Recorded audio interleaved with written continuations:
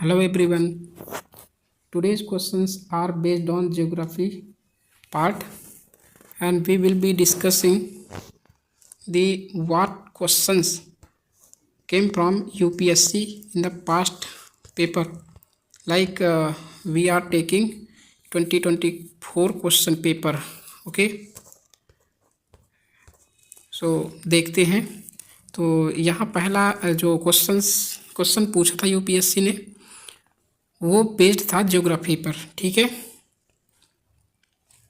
तो यहाँ पर पहला क्वेश्चन कह रहा था कंसिडर द फॉलोइंग स्टेटमेंट, और मैं आपको ये शो ऑफ करूँगा कि ये क्वेश्चन कहाँ से आया था. ठीक है.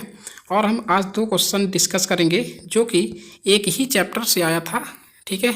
एक ही चैप्टर से दो क्वेश्चन आए थे. तो देखते हैं कौन सा चैप्टर. और ये एनसीईआरटी बेस्ड है. ठीक है. एनसीईआरटी में डायरेक्ट क्वेश्चन यहाँ पर पूछे गए हैं. ठीक है. तो पहला क्वेश्चन है consider the following statements. Statement पहला है the atmosphere is heated more by incoming solar radiation than by terrestrial radiation. Second statement है carbon dioxide and other greenhouse gases in the atmosphere are good absorbers of long wave radiation. Long wave radiation के good absorbers हैं. तो कौन सा correct है देखते हैं. यहाँ पर एक्सप्लेनेशन कहाँ दिया है में. और यहाँ पर देखो, यहाँ पर डायरेक्ट मतलब यहाँ पर पॉइंट आउट किया है कि short wave radiation and long wave radiation. देखो ये है कौन सा ये शॉर्ट वेव. ठीक है. Atmosphere is largely transparent to short wave solar radiation. ठीक है. शॉर्ट वेव सोलर रेडिएशन कौन सा है? जब यहाँ पर सन से आ रही सोलर रेज होती हैं. ठीक है. वो शॉर्ट वेव रेडिएशन है. वेव रेडिएशन कौन सी है? तो देखो यहाँ पर दिया है, गिवन है कि the earth after being heated by insolation transmits the heat to the atmospheric layers near to the earth in the long wave form. तो यहाँ पर डायरेक्ट स्टेटमेंट वहाँ पर पुटअप कर दिया था. ठीक है. इसका मतलब यह है कि सन से जो आ रही हीट है, ठीक है, उन्हें शॉर्ट वेव रेडिएशन कहते हैं. और जब यहाँ पर हीटअप होती है कौन? Earth surface. ठीक है. अर्थ हीटअप होती है, उससे जो ट्रांसमिट होती है मतलब कंडेंसेशन एक तरीके से बोलते हैं. यहाँ की जो एयर होती है वो कंडेंसेशन होके राइज करती है. ठीक है. और यहाँ पर जो एटमॉस्फेयर वो हीटअप होता है, किसकी वजह से होता है? यहाँ पर अर्थ की जो अर्थ से ट्रांसमिट हुई हीट होती है उससे यहाँ पर हीटअप होता है. ठीक है. ये एटमॉस्फेयर. तो ये होती है लॉन्ग वेव रेडिएशन, और सन से जो निकलती हुई हीट है वो शॉर्ट वेव रेडिएशन है. ठीक है. तो पहला स्टेटमेंट यहाँ पर कह रहा है कि atmosphere is heated more by incoming solar radiation than by terrestrial radiation. हमने यहाँ पर अभी पढ़ा कि जो अर्थ से हीटअप होती है एटमॉस्फेयर वो ज़्यादा हीटअप होती है as compare to short wave radiation जो सन से आती है. तो यहाँ पर पहला स्टेटमेंट ही रॉन्ग हो गया. ठीक है. तो ये रॉन्ग हो गया, तो हमें इजी तरीके से यहाँ पर क्वेश्चन का आंसर मिल गया कि हमारा डी आंसर हो जाएगा, जो कि स्टेटमेंट पहला रॉन्ग है. Statement second will be correct. अगर एक स्टेटमेंट आपको स्टेटमेंट वाले क्वेश्चन में एक स्टेटमेंट पता है, एक स्टेटमेंट अगर गलत हो गया, ठीक है, नोन है, तो वो वहाँ पर इजी तरीके से आप यहाँ पर लगा सकते हैं. ठीक है. आंसर देखो सेकंड क्वेश्चन में तो डायरेक्ट क्वेश्चन यहाँ पर पुटअप किया गया है, डायरेक्ट मीन्स स्टेटमेंट पुटअप किया गया है यूपीएससी द्वारा. देखो यहाँ पर बोल रहा है कि which of the following is और आर करेक्ट इन्फरेंस और inferences from isothermal maps in the month of January. ठीक है. मैं अभी स्वैप करूँगा कि जनवरी का डायरेक्ट यहाँ पर ग्राफ बना है. ठीक है. एनसीईआरटी में 11th के एनसीईआरटी में पहला स्टेटमेंट है the isotherms deviate to the north over the ocean and to the south over the continent. ठीक है.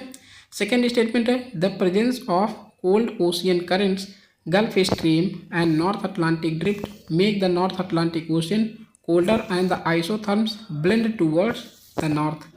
ठीक है. Select the answer using the code given below. देखो यहाँ पर चलते हैं एनसीईआरटी में. ठीक है. तो हम आ गए अपने एनसीईआरटी में. तो यहाँ पर देखते हैं कौन सा कहाँ पर स्टेटमेंट दिया है, जो कि डायरेक्ट स्टेटमेंट दिया है. ठीक है. यहाँ पर देख सकते हैं जनवरी का, यहाँ पर पहले ग्राफ दिखा देता हूँ. ये जनवरी का ग्राफ है. ओके. तो ये जनवरी का ग्राफ है. The distribution of surface air temperature in the month of January. देखो यहाँ पर जो है आइसोथर्म यहाँ पर ग्राफ ग्राफिकल मतलब मैप में दिखाया जा रहा है। ठीक है, यहाँ पर देखो डायरेक्ट यहाँ पर दिया है कि in January the isotherms deviate to the north over the ocean and to the south over the continent. ठीक है, तो डायरेक्ट यहाँ पर ये दिया है स्टेटमेंट, तो इसे ही डायरेक्ट पुटअप कर दिया है यूपीएससी ने।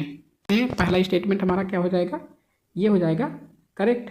ठीक है, क्योंकि डायरेक्ट दिया है कि जनवरी के मंथ में कौन सा आइसोथर्मल मैप कौन सा होगा, कि ये नॉर्थ मूव करता है। Isotherms deviate to the north over the ocean, मतलब नॉर्थ की साइड, जैसे मान लो यहाँ पर इक्वेटर है और ये ओशियन है। अटलांटिक ओशन में सिंपल सा देखते हैं, अटलांटिक ओशन क्योंकि दोनों तरफ से लैंड फॉर्म से घिरा हुआ है। ठीक है, तो यहाँ पर नॉर्थ की साइड ओशियन में मतलब डेविएट होता है। क्यों? क्योंकि यहाँ पर जब विंड ड्रिफ्ट होती है ना, इसकी सॉरी ये अटलांटिक ड्रिफ्ट होती है ना, ये जाती है यहाँ पर यूरोप की तरफ। ठीक है, और ये हीटअप होती है एज कम्पेयर टू किस पे, लैंड के कंपेयर में। ठीक है, तो ये आइसोथर्मल हीट जो होगी, हीट कहाँ होगी, यहाँ पर। ठीक है, लैंड में कहाँ होगी, यहाँ पर होगी नीचे, मतलब इसके कंपेयर में, मतलब ओशियन जो है ज़्यादा गर्म होगा एज कम्पेयर टू लैंड। जैसे यूरोप है, यहाँ पर यूरोप के ईस्टर्न साइड में वो क्या होगी, वो होगा मतलब कोल्ड होगी, और ओशियन जो होगा वो वार्म होगा, क्योंकि यहाँ पर अटलांटिक ओशियन जो है,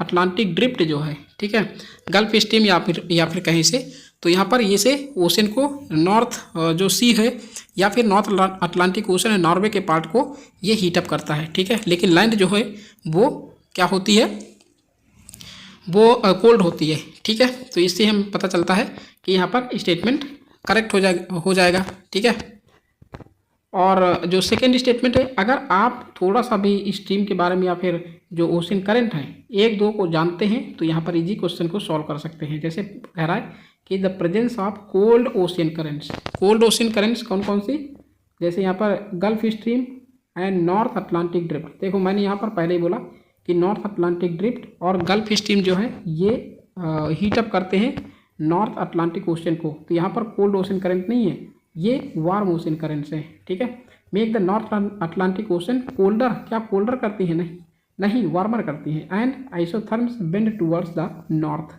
ठीक है, तो ये यहाँ पर रॉन्ग हो जाएगा, तो ऑप्शन जो होगा हमारा करेक्ट ऑप्शन क्या हो जाएगा, correct option is option A. ठीक है, तो ये हमारा करेक्ट हो जाएगा। तो हम आज दो क्वेश्चन डिस्कस कर लिए, जिसमें कि एक ही मतलब चैप्टर से दो क्वेश्चन यूपीएससी ने पूछा था, तो इतनी ज़्यादा इंपॉर्टेंट है एनसीईआरटी। तो अदर क्वेश्चन हम डिस्कस करेंगे, दो question each and every day discuss करेंगे। ठीक है, तो इन क्वेश्चंस को पाने के लिए प्लीज़ चैनल को लाइक एंड सब्सक्राइब करिए, और आपके जो फेलो जो कलीग हैं उन पे शेयर करिए वीडियो को। चलिए मिलते हैं नेक्स्ट वीडियो में, तब तक के लिए thank you for watching, have a great day.